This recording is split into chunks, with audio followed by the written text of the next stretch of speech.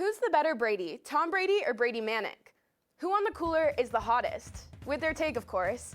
And how is Skylar handling the downfall of his beloved Lakers? Stay tuned to find out on this episode of The Water Cooler.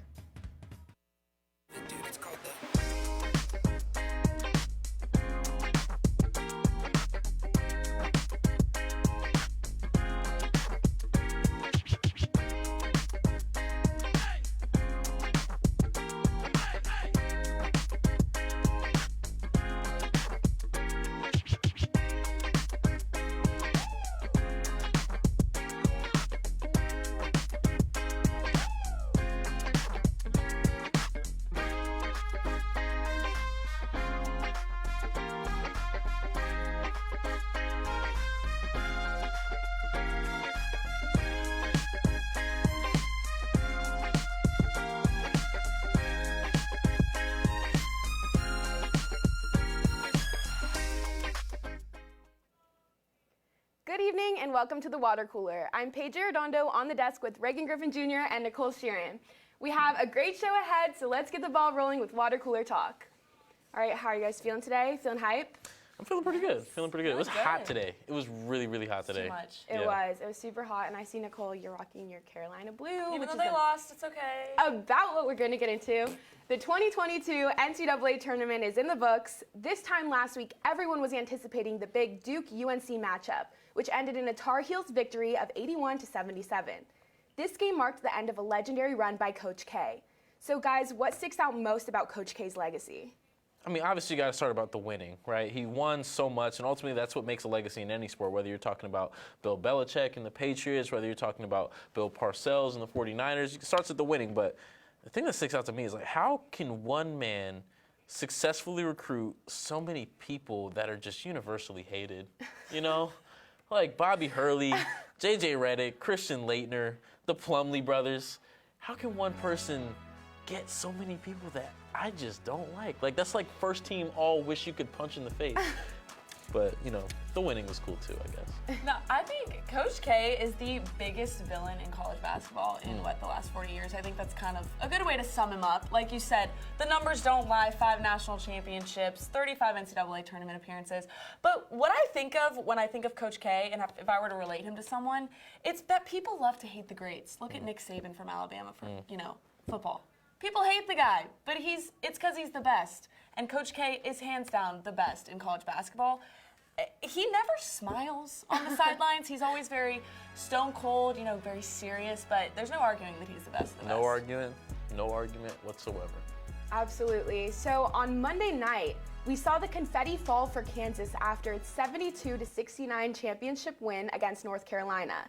The Jayhawks had one of the greatest comebacks in title game history, storming back from a 16-point first-half deficit.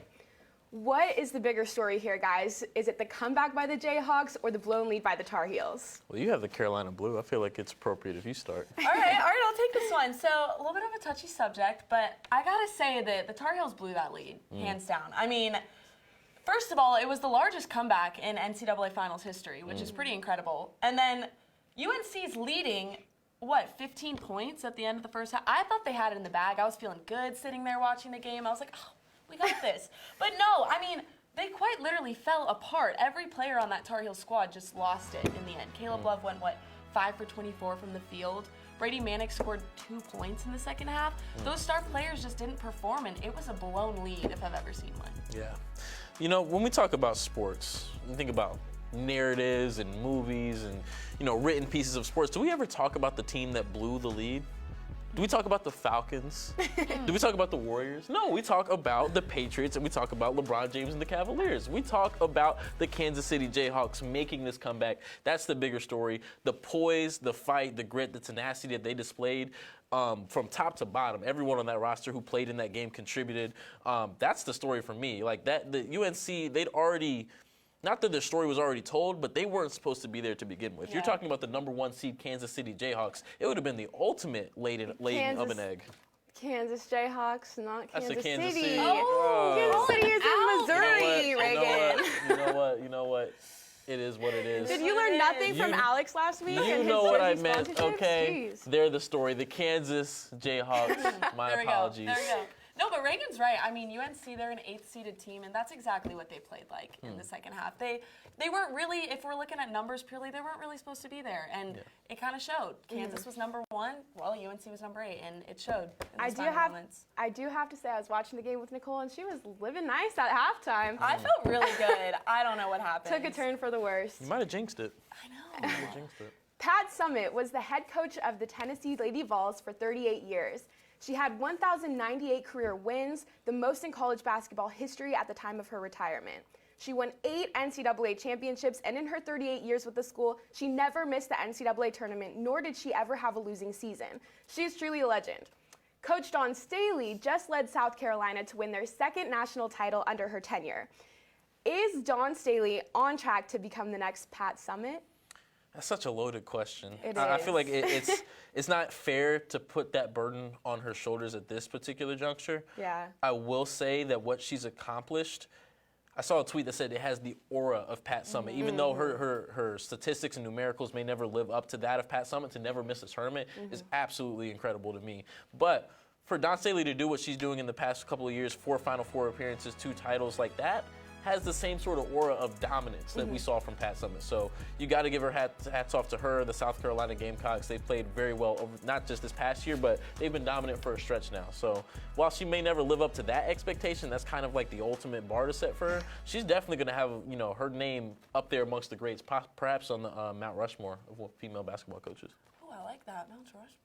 That's good. I mean, here's the thing. Like we said with Coach K, numbers don't lie. Like Reagan just said, she has the resume. You know, she's building up that stellar resume. But it's tough to put those two in the same category almost, because I would say that Dawn is the dominating coach of this era, but Pat was the dominant coach maybe of all time. And so I don't know if Dawn is ever going to get to that point. Maybe she will, and will prove me wrong. But I just think it's tough to put them in the same category right now. But like you said, hats off to the Gamecocks. They played incredible. They've had a great run.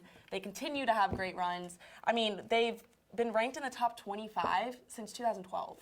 So they're continuing to be a stellar team, and I don't see that changing anytime soon. All right, well, we're going to turn actually to a more serious topic. On Thursday, March 17th, the University of Pennsylvania's Leah Thomas became the first known transgender athlete to win a Division I national championship in any sport, after winning the 500-meter freestyle final in the Women's Swimming and Diving Championships. This was her first year swimming for the Penn women's team after 3 seasons competing against men. However, her victory escalated an ongoing national debate about whether transgender athletes have an unfair advantage.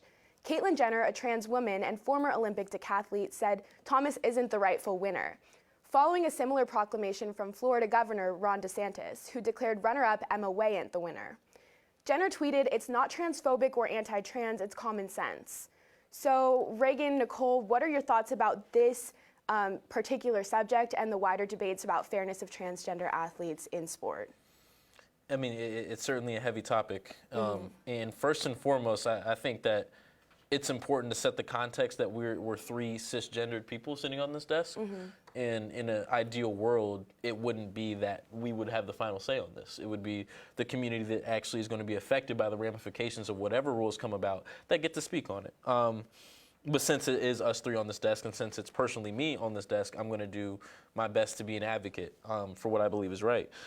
A lot of thought and research over this past week on this topic. When we were talking about it in our pre-show meeting on Monday, you know, our producers hammered it into us, like, you can't come on this desk not well researched, not prepared to have an educated thought on what this is going to be. And in all of the readings and all the videos that I've watched and all of the quotes that I see from this topic, it's always centered around the trans feminine experience, right? Men that transferred into women competing in women's sports. And it struck me as odd that that's always what the conversation centered around. And that's when it hit me that it's not about, in a lot of cases, this preconceived notion of meritocracy in sport, this notion of fairness in sport, that the crux of this issue lies more so in our inability to reimagine our societal standards. What defines what it is to be a man? What defines what it is to be a woman? Are we able to transcend the hegemony that we've experienced in history to this point. Unfortunately, I don't think we're there yet, considering the discourse that I've heard, particularly over this past week on this topic. But I think it's a very large indictment that you never hear, right? You always hear, if a trans woman wants to compete in a female sport, she has to do X to her body and Y to her body and everything, this, that, and the third, to be able to make it fair. But when we talk about men and people that have gone through the transition from a female to a man, no one's ever saying, well, cisgendered men have to do this to make it a competitive fairness, right? So what we're really protecting here isn't the fairness of sport, but I feel like what a lot of people are holding on to and unwilling to let go of is their preconceived notions of what gender and sexuality is. And I think that's until we can kind of hit that truth and acknowledge that as the discomfort that we or other people may have in having this discussion, then we'll never be able to unpack anything else until we arrive at the fact that that's where the crux of the issue is. People are uncomfortable with the trans experience in our society today. And that's really where we're at right now. And it recirculates the theme of intersectionality that you brought up last week in the Brittany Griner conversation. I think like we talked about, gender and sexuality and the marriage of all of those themes, like kind of coalescing in this one instance. So yeah, Nicole, what do you? No, I definitely think, Reagan, you hit it earlier, that it's hard for us to sit here and truly understand what that's like. Like as three cisgender individuals, we will never understand what it's like to be a transgender individual, or more specifically a transgender athlete. And I think a main issue in our society is that we're afraid to have these types of conversations. We don't want to sit down and talk about it, and that's something that is the first step that needs to change, is we need to be okay having these discussions and know that it is the way that our society is moving towards, and these are things we need to address and talk about. And the thing that's difficult with this issue is that, there's a general consensus that transgender athletes who've gone through puberty as males, they're built differently. Their muscle mass is different. Their heart is different. Their oxygen levels, bone density, all of those things. You could get into the specifics of that and of how a female versus a male they're built differently. However, I think what's really the issue right now is that the NCAA, they're seeking ways to make these changes. One of the examples is that there's the 5 nanomoles of testosterone that are allowed for an athlete to compete, and if it's higher than that, then they cannot. And that's one of the things that they're doing, but they're only touching on testosterone levels. I think people are jumping to conclusions before we have enough research and understanding of what's really going on here. And I think with the examples like Leah Thomas and Terry Miller and Andrea Yearwood are 2 other high school transgender sprinters who were in a similar situation. These athletes, they're not at fault for any of this. This is not anything that they did. It's the fact that there's not enough awareness and understanding of what is going on here. And I think that transgender athletes to begin with, and transgender individuals in general, are already isolated in society to begin with. And I'm not saying that that's an okay thing, but that's just the reality right now. Isolating them even more by saying that you cannot compete in this sport is going to hurt them like nothing else. Yeah. And I think we cannot, as a society, do something like that. It's just going to hurt them more than they already feel isolated right now. Absolutely. I think overall, as a result of that isolation and the lack of awareness, transgender athletes are significantly underrepresented in sport. These protests and the state laws that have resulted from them are making the athlete choose between being who they feel they are to their core and the sport that they love while facing public scrutiny, which they didn't sign up for. They're not transitioning solely to gain an advantage. This is their identity. I believe it's important that transgender athletes have a safe space in which to compete, even if it may be its own space, and that's another discussion because the demand of athlete participation would have to be high enough, and I understand that perspective, but I also believe it is important that women athletes are given a fair shot. So thank you for sharing. I know this was a touchy subject, but your perspectives are valued because having these discussions is the only way that we will grow as a society, and I think it's very important. After the break, we'll see who here on the cooler will be making a splash with the hottest take. Stay tuned to find out after the break.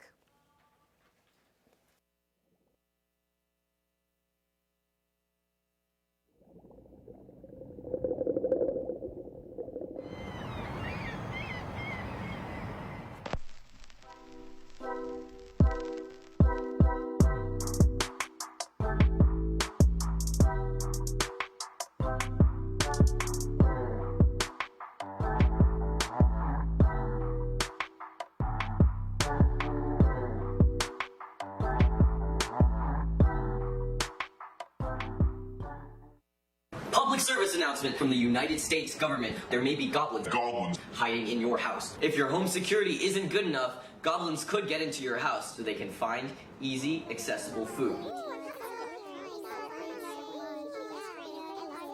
Do you really want goblin ectoplasm all over your beautiful home? What about the new sheets you just got? Better be careful. Studies have shown that if you have a goblin infestation in your house, you should round all of them up, put them in a pot, and bake them in the oven at 400 degrees.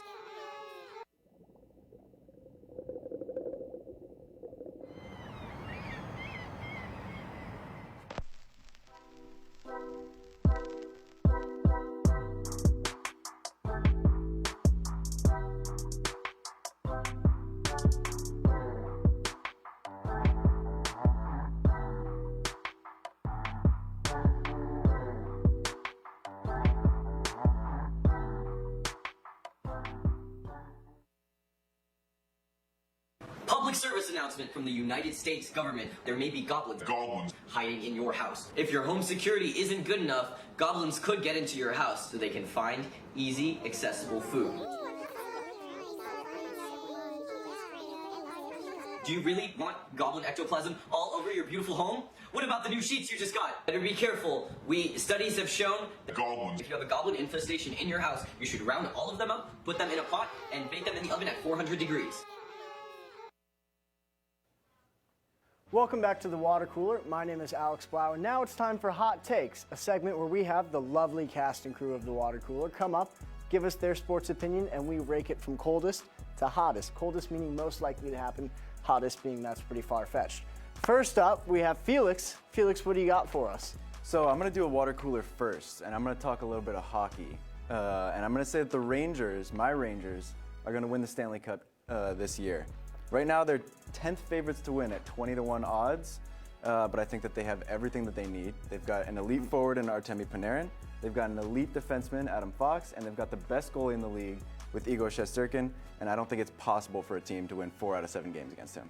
Well, you know, they have to go through the two-time Stanley Cup reigning champions. Who they're 3-0 against this year, by the way. I don't know about that. Heard it both ways. That's the hottest take I have right now, though. Good for you. Get on out of here. Reagan, Yes, what sir. do you got for hot takes today? Man, you know I'm from 901. I gotta represent, put on for Memphis, man. Them Grizzlies about to be the NBA champions, guaranteed. You heard it here first. Ja Morant, Larry O'Brien. I like a little navy blue, Carolina blue, confetti falling in the FedEx Forum. I think it's gonna seem pretty good, man. Jaren Jackson clamping up anybody they gotta play against. Tyus Jones coming off the bench with his point guard ability. That's going to be your NBA champion this Well, year. hey, if it's not the Suns in the West, I don't see why it can't be the Grizzlies. I like it. I'm going to put it second right now. Get on out of here. Nicole, welcome to Hot Takes, first-time member. Yes. All right, so our very own Skylar, you know, we all know this. He is the biggest Laker fan I think I've ever met. Probably. Even with a dumpster fire of a season, he is still there hyping them up every time. So I brought my boxing gloves for him to probably fight me on this one. But the Lakers, they need to trade LeBron James because it's not working for them. They could not even make the playoffs with him. So maybe try it without him because this squad, nothing's going right for them. Nothing's working. Use that money, trade him, get a few players, rebuild this team. It's a dumpster fire. It's not going anywhere. He's openly flirting with Steph. I could see him leaving. I'm going to put it as the hottest take for right now, though. Thanks, Alex. Great work, Nicole. Anisha, hot takes. Hey, Come on, Alex, what do you what's got up? for us? All right, I'm this liking is going to be one. pretty Feeling good. hot for you. Okay. I think Tom Brady should have stayed in retirement. That is my hot take. He's the GOAT. We all know he is. He has nothing left to win. He's won everything. So why are you back, man? For what? You've done it all. Go back home, act your age, spend some time with your folks, your family, your kids, and leave some room for the people who have some stuff left. Brady was in retirement for 40 days. Jesus was in retirement for 40 days. He's going to come back better than ever. That's the hottest take I'm going to see today. I knew it. Get out of here. Carlo, another first-timer. Welcome to Hot Takes. Thanks. Great to be here. Great to be here. What do you got for us? All right, Alex. You love sports, right? I love sports. Now, what if I could tell you that the sports and players you walk could jump higher, could hit the ball harder, could throw it farther, run faster? I'm intrigued. What if I told you that was possible with PEDs? I think we should be allowing athletes to take performance-enhancing drugs in sports and just make sports overall better. Let's juice them up, baby. Yeah, that's hot. I don't know if it's as hot as Brady staying retired right now, so I'll put it second. I like it though. Get on out of here.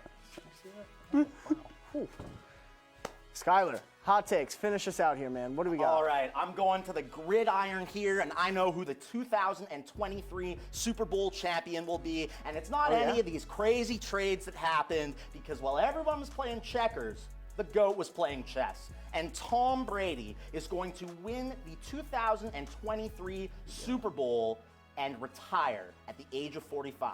Just like he said he always would, riding out on top with 2 more Super Bowls than every other franchise. Skylar, I said hot take, and that is the coldest thing I have heard all day. It's definitely happening. I'm going to put it 6th right now. So because it's, okay. Gotcha. That's all the time we have for hot take. Paige is going to take it away at the desk in just a moment. But first, the Lakers season is officially over. So here's a quick recap of how everything went down earlier this week. Take a listen.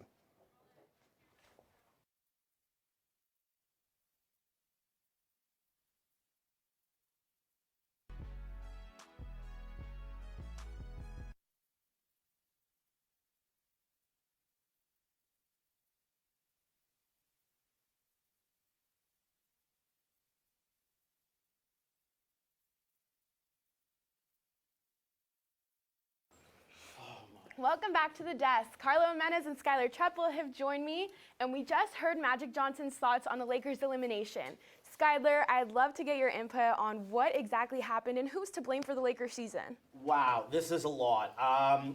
When the going gets tough, LeBron James gets going. And that is exactly what he did this season. He tweets out at the beginning of the season, keep that same energy with my squad. And then he deletes it halfway through because he doesn't even believe in the team. What kind of message does that send? This is absolutely ridiculous. He doesn't play on the last night with Phoenix. Kobe and Jordan would never. Are you kidding me, man? How can you sit out like that when your team needs you? I mean, he just gave up on the squad, and he didn't want to get blamed for the loss. So when the going gets tough, whether it's in Cleveland, he leaves. Whether it's in Miami, he leaves. Whether it's in Cleveland again, he leaves. And with the Lakers now, he needed Anthony Davis to come to this team. They didn't make the playoffs the year before, and then they did win a championship when Anthony Davis came. So it's all on LeBron. This is the most disappointing team in NBA history in a single season with the expectations they had. Vegas odds have been around since 1985. This is the first time one of the top 2 teams did not even make the playoffs. I'm starting to feel like you might agree a little bit with Nicole's take. I mean, it was a lot. It was a lot by LeBron. I have a lot to say about him. Carlo, I'd love to hear your thoughts too. Well, I hope everything's all right, man. I'm good. Okay. Dude, they've won 6 championships in my lifetime. They'll be back next year. It's all good. All right. Well, I'm going to blame lead GM because the guy who wants to play with his friends maybe should start playing with guys who are actually good at the sport. No offense, Russell Westbrook and Carmelo Anthony, but I mean, yeah, but he could have had DeMar DeRozan and Alex Caruso, who I think he would trade in a hot second if that was available right now. So I think LeBron, the GM, look, it's not the park anymore. Let's go get some guys who can help you win a championship, not guys who you can share wine with at your house after the game. And I think he got a decent squad around him, even though they were old. I want to bring up the 2013 Lakers, where we saw another old squad of Dwight Howard and Steve Nash, and they were expected to make the playoffs, and they were having the same troubles at the All-Star break. So guess what happens? Kobe guarantees they're going to get into the playoffs. And they actually go on to make the playoffs, and Kobe plays so much he tears his Achilles. LeBron James couldn't even play in that last game, and we all saw he was able to walk. Doesn't live up. All right. So we're heading into the great debate. So let's roll the bump. Today's question is loaded, but what are your guys' NBA Finals predictions? Which teams have a legit shot at winning? All right. I think that at the end of the day, it is a team who eliminated the Lakers from contention. It is the Phoenix Suns. I think this team is the best in the NBA right now. They got Chris Paul leading the league in assists. You got Devin Booker having one of the best seasons of his life that barely anyone's talking about. And Mikal Bridges putting up Defensive Player of the Year's number. This squad is absolutely unstoppable. I think they're coming out of the West at the end of the day. Look, I mean, the Suns have played well, but in large part because they haven't had to deal with the injury bug. And I'm going to switch it to a team that has had to deal with the injury bug, and that's the Golden State Warriors, and I think they're going to go all the way this year. If Steph can get healthy and the big three are together, that three-headed monster is Steph, Clay, and Draymond, they are dangerous as they come. The Warriors have beaten the Suns twice this year, not healthy. They will run away with things if they're able to get the full strength. Jordan Poole, 17 straight games scoring 20 or more points. He has been ridiculous for that Warriors team. Okay, I mean, the Warriors are a fantastic squad. They remind me a lot of the San Antonio Spurs in how they got older and then won that championship at the end. I think the Warriors can do that. I just don't think it's going to be this year with the injuries to Draymond. Clay's still getting back. I think they need one more year to get that chemistry. You're underestimating. I think this is maybe their last year with Jordan Poole, and well, who knows what they do in the offseason. Poole's going to get paid this offseason. Yeah. They have to do. I mean, they have to go all the way this year. This is their opportunity. This is their window. They get healthy, Skylar. I mean, no shot for any other team. Things are going to be hot at the top of the West. What about the East, though? The East, this one's hot, but I'm going with the Brooklyn Nets. I mean, at the end of the day, To win. you got Kevin Durant. I mean, what more could you ask for? You add Kyrie Irving. And look, star players win you games in the playoffs, but role players win you championships and get you to the championship. And I think Seth Curry and Andre Drummond, who are continuing to play really well. Drummond's averaging 5 more points a game with the Nets on 4 less minutes per game. I think it's the Bucks. All right, a great debate here. I know you guys have been waiting to hash that one out all season. But we're coming up on the end of the show, and yes, you got it. It's time for final memos. All right, the start of the 2022 MLB season has finally arrived, beginning with 7 opening day games today and continuing with the rest of MLB in action Friday.